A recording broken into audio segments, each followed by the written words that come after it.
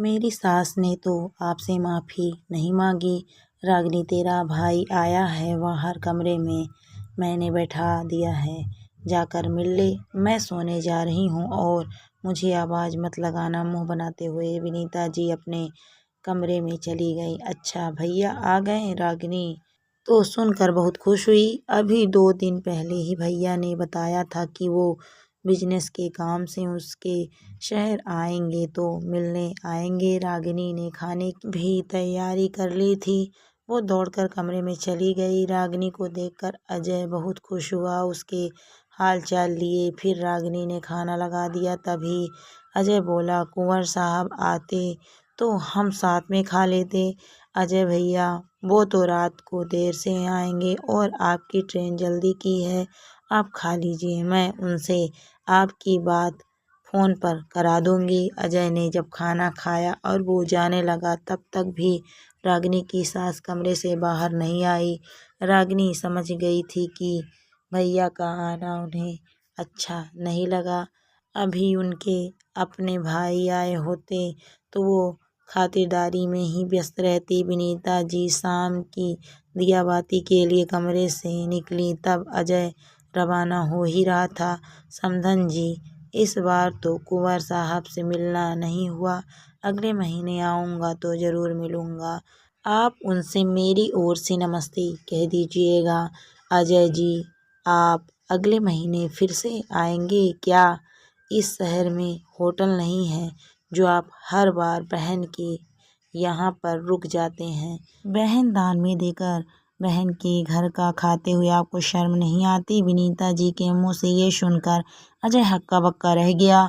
वहीं रागिनी को भी बहुत ही बुरा लगा। उसने तुरंत कहा, मम्मी जी पता नहीं किस जमाने में जी रही हैं आप। मैं कोई दान देने वाली चीज़ नहीं हूँ जो मुझे दान दे दिया और फिर मायके वाले मेरे घर का पानी नहीं पी सकते हैं। सासू माँ, आजकल ज़माना बदल गया है। ये पहले के ज़माने की सोच थी कि जब बहन बेटी के घर का पानी भी नहीं पीते थे तब लड़कियों को इंसान ही कहाँ समझा जाता था। उनकी कोई मर्जी भी नहीं पूछी जाती थी। मायके वालों ने दान में दिया, ससुराल वालों ने रख लिया और फिर अपनी ही बेटी से मिलने के लिए उन्हें लंबा इंतज़ार करना होता था। आजकल ज़माना बदल गया है। मैं दान में नहीं आई हूँ, वो ज़माना और था जब लड़की वाले आंखें नीचे करके गर्दन झुकाए कुछ भी सुन लेते थे। अब ज़माना बदल गया है, अब तो सब बराबर है।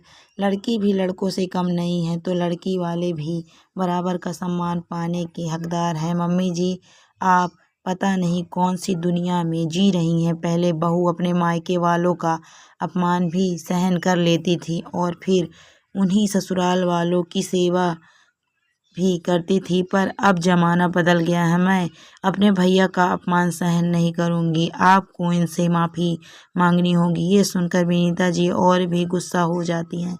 मेरे घर में खड़ी हुई है और मुझसे ही माफ़ी मंगवाएगी?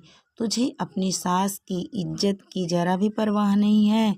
मम्मी जी, मैं आपकी बहुत इज्जत करती हूँ, लेकिन आपने मेरे भैया की इज्जत नहीं की, उन्हें मान सम्मान नहीं दिया, ये तो गलत बात है। बेटी के घर से आए मेहमान को सर आँखों पर बैठाते हो। आपके मायके से कोई आए तो भी खातिरदारी की जाती और बहू के मायके से आए भाई को ताना देते हो।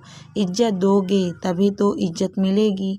आप एक बात ये भी मत भूलिए, ये घर सिर्फ रोहित की कमाई से नहीं चलता, मैं भी बराबर कमाती हूँ।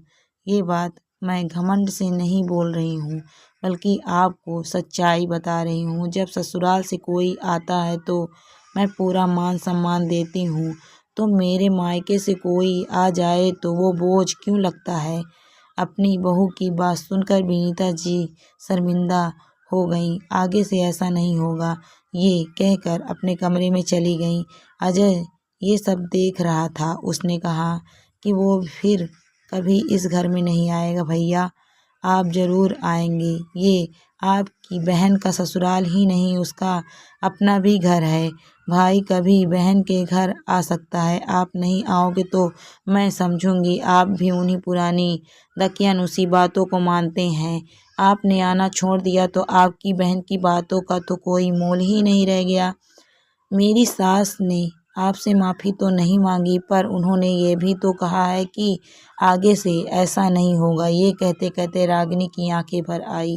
ठीक है, तू अपने आंसू पोंछ ले, मैं अगले महीने जरूर आऊँगा, तेरे हाथ की बिरयानी खाकर जाऊँगा। ये सुनकर रागिनी के चेहरे पर मुस्कान आ गई। दोस्तों, कहानी आपको कैसी लगी कमेंट करके ज़रूर बताइए। कहानी अच्छी लगी है तो वीडियो को लाइक शेयर करें। अगर आप मेरे चैनल पर नए हैं तो प्लीज़ मेरे चैनल को सब्सक्राइब भी करें। Thank you for watching my video.